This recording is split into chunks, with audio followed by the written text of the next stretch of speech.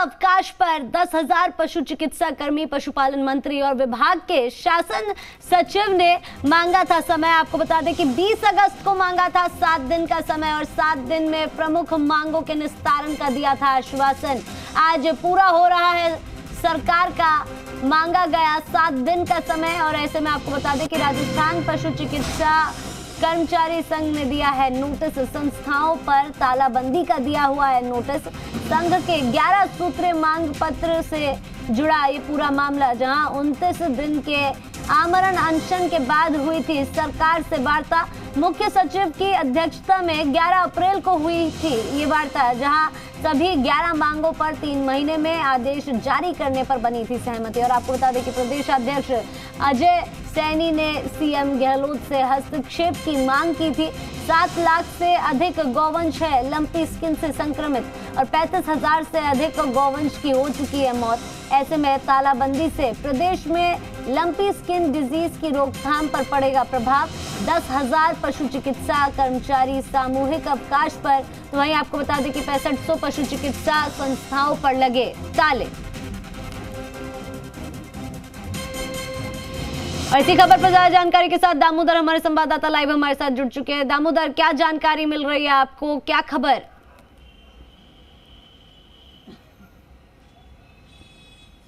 देखिए, lumpy virus है और इस लंपी वायरस के बीच में जो पशु चिकित्सा कर्मी है वो अपनी मांगों को लेकर आज सामूहिक अवकाश पर चले गए हैं। करीब प्रदेश भर में करीब 10,000 जो पशु चिकित्सा कर्मी हैं वो सामूहिक अवकाश पर है, जहां करीब ये बताया जा रहा है कि करीब 6,500 से अधिक जो पशु संस्थाएं हैं उन पर भी ताले लगे हुए हैं। ऐसे में जो पशुओं को लेकर जो समस्या हो रही है चिकित्सा की, वो समस्या भी आज पूरे प्रदेश भर में देखने को मिलेगी, क्योंकि इनकी कुछ मांगें थी।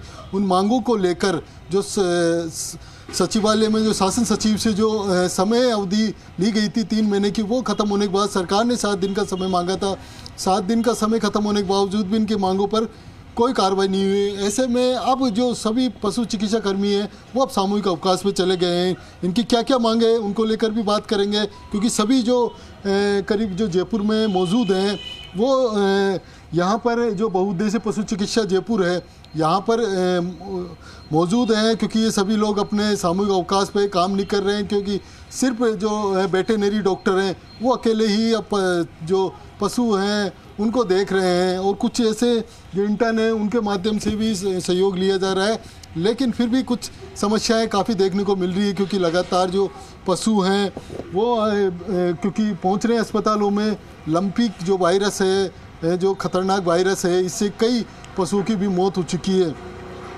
हमारे साथ अजय सैनी जी हैं, उनसे बात करेंगे, क्योंकि सर क्या मांगे हैं आखिर में, क्या ऐसा मांगे थी जो पूरी नहीं हो पाई जिसके कारण आपको सामूहिक अवकाश पे जाना पड़ा? हमें सामूहिक अवकाश जैसा बहुत कड़ा निर्णय बहुत मजबूरी में लेना पड़ा, और मैं स्पष्ट तौर पे कहता हूँ कि सरकार ने हमें इस कदम को लेने के लिए बाध्य किया है। इसके लिए हमने पशुपालकों से भी माफ़ी मांगी। एक माफ़ीनामा संघ की ओर से हमने जारी किया, क्योंकि आप देखेंगे कि लगातार 7 साल से हम लोग आंदोलन पे हैं, और हमारा आंदोलन जायज़ मांगों के लिए लगातार सरकार ये कह रही है कि आपकी मांगे जायज़ है। और 1 महीने जब हम मार्च में अनशन पे बैठे निदेशालय के सामने, 1 महीने अनशन के बाद, जिसमें हमारे कई साथी आज भी किडनी रोग से ग्रसित हो गए, 1 महीने के बाद मुख्य सचिव महोदय की अध्यक्षता में एक वार्ता हुई और एक सहमति बनी कि आपकी सारी जो मांगे 11 मांगे जायज़ है, और उन मांगों पे 3 महीने में प्रशासनिक आदेश जारी कर दिए जाएंगे। हम लोग पशुपालकों की सेवा करने वाले लोग हैं, लगातार उनके बीच में रहने वाले लोग हैं, और लगातार हम लोग सेवा कर रहे हैं। अभी लंपी वायरस में आप देखेंगे कि पशु चिकित्सा कर्मी जो गाँव स्तर पर सेवा करता है, ढाणी ढाणी में जाके सेवा करता है, 18 घंटे हम लगातार सेवा कर रहे थे।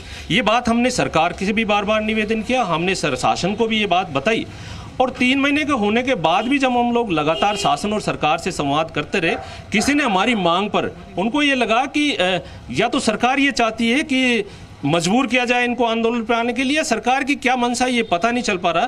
क्योंकि जब हम मजबूर हो गए, अब 20 तारीख को जब शासन सचिव महोदय से हमारी बात हुई, आखिरी बात, उन्होंने लिखित रूप से ये कहा कि 7 दिन के अंदर आपकी जो प्रमुख मांगे हैं उनका निस्तारण कर दिया जाएगा।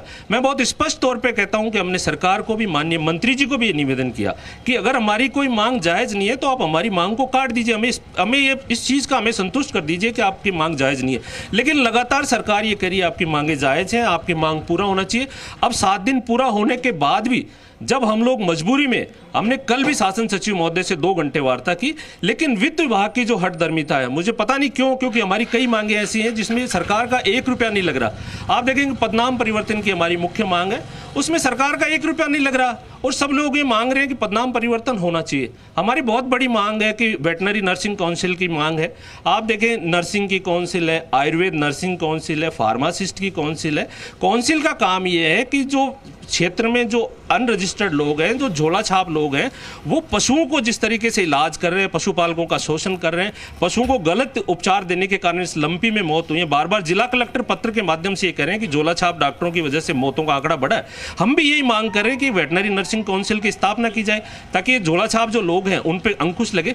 तो कोई बहुत बड़ी मांग नहीं हमारी। मैं तो माननीय मुख्यमंत्री जी से ये आग्रह करूंगा कि आप हस्तक्षेप करें, क्योंकि पूरे प्रदेश में हजारों की संख्या में गायें मर रही हैं और 35,000 से ज़्यादा गोवंश की मौत हो चुकी है। बहुत पीड़ा का बात है और हमारी सहानुभूति लगातार किसानों के साथ है। हम नहीं चाहते हैं गतिरोध बढ़े। मैं माननीय मुख्यमंत्री जी से निवेदन करूंगा, आप आज ही हस्तक्षेप करके जो मांगे जायज़ हैं, जो हो सकती है, जिन पे सहमति बनी हुई है, वित्त विभाग को आप निर्देश दें ताकि ये गतिरोध टूटे और हम लोग दुगनी ऊर्जा के साथ में वापस पशुपालकों की सेवा कर सकें। झोला छाप की वजह से पशुओं की मौत हो रही है सर, जैसा कि बता रहे हैं कि विभाग शासन सचिवालय की जो हठधर्मिता है, कहीं ना कहीं क्या आपकी हठधर्मिता नहीं है इस भयंकर जो लंपी वायरस के बीच में, यदि आप सामूहिक अवकाश में जाकर बेजुबानों की मौत होती है? नहीं, ये बात आपकी सही है, पर साहब हमने 4 महीने पहले भी टाइम दे दिया था इनको। 4 महीने में कोई सुनवाई नहीं हुई। अब 7 दिन का सेक्रेटरी साहब ने टाइम दिया है, उसमें भी सुनवाई नहीं हुई हमारी। तो हम क्या करें बताओ? हमारी जो नॉन फाइनेंशियल जो मांग है वो तो पूरी करें, कम से कम एक आध मांग तो करें उसमें से। और हमारा शोषण हो रहा है साहब पूरी तरह से। हमें इमरजेंसी सेवा में डाल रखा है, काम ले रहे हैं और हमें वेतन देते नहीं है। 2800 पे ग्रेड है इमरजेंसी वालों को, तो 4200 है नर्सिंग ग्रेड का। तो हमारा शोषण नहीं हो रहा क्या इसमें? देखिए, बता रहे शोषण हो रहा है, आप क्या कहेंगे सर? क्योंकि बेजुबान है, कह नहीं सकते। आप काली पट्टी बांध के भी अपना विरोध जता सकते हो, लेकिन जो बेजुबान उनको इलाज तो मिलना चाहिए। सर, बेजुबानों के इलाज के लिए हम 18 घंटे काम कर रहे हैं, जैसा कि पूर्व में हमारे प्रदेशाध्यक्ष महोदय कह चुके हैं, और आज भी हम नियमित रूप से कार्य कर रहे हैं। काम के प्रति हम कभी मना नहीं करते। सरकार के साथ हम कंधे से कंधा मिला करके इस बीमारी से लड़ने के लिए तत्पर हैं। किंतु जो हमारी मांग जायज़ मांगे हैं, जिनके लिए हम उनसे बार बार निवेदन कर रहे हैं, सरकार सहमति भी दिखा रही है, लेकिन उसके बावजूद उसको क्रियान्वयन के ऊपर नहीं लेके जा रही है। ऐसी परिस्थिति के अंदर हमारे पास कोई ऑप्शन बचता नहीं है, क्योंकि सरकार ने ऑप्शन नहीं छोड़ा। तो जो सरकार ने कोई ऑप्शन नहीं छोड़ा, ये सरकार से कंधे से कंधा मिलाकर काम करना चाहते हैं, लेकिन आखिर क्या कारण है सर? क्योंकि काली पट्टी बांध कर भी अपना विरोध जता सकते हैं, लेकिन ऐसी बीमारी के दौरान अपन को सहयोग करना चाहिए, बेजुबानों की मौत ना हो सके, झोला छाप जो डॉक्टर्स बैठे उनको मौका ना मिले। जी बिल्कुल दामोदर, यहाँ पर आपको रोकना चाहूंगी, सीधा दर्शकों को ले चलते हैं जोधपुर, जहां से लूणी के पाल गांव में मुख्यमंत्री अशोक गहलोत वहां पर मौजूद हैं। क्या कुछ कह रहे हैं वो दर्शकों को सुनवाते हैं पहले।